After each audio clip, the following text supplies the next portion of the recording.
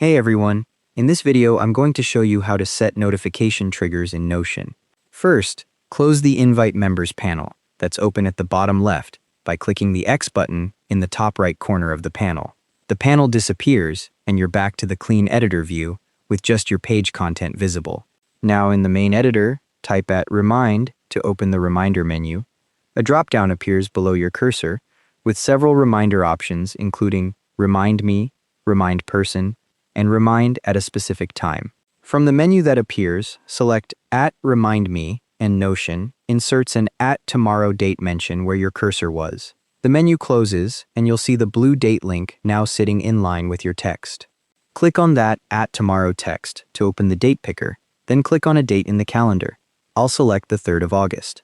The date picker shows the current month with all available dates laid out in a standard calendar grid. You can change your mind and pick a different date. I'll click on the 4th instead. The selected date highlights immediately, and the date mentioned in your text updates to reflect your new choice.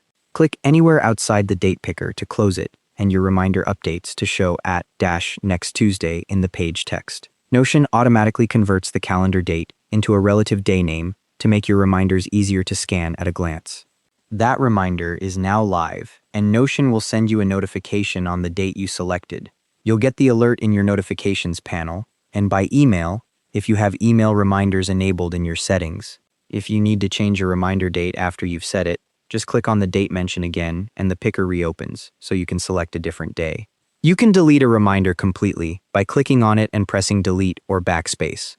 Keep in mind that Notion sends reminder notifications through the app and by email if you have email notifications enabled in your settings, so check your notification preferences if you're not seeing them come through.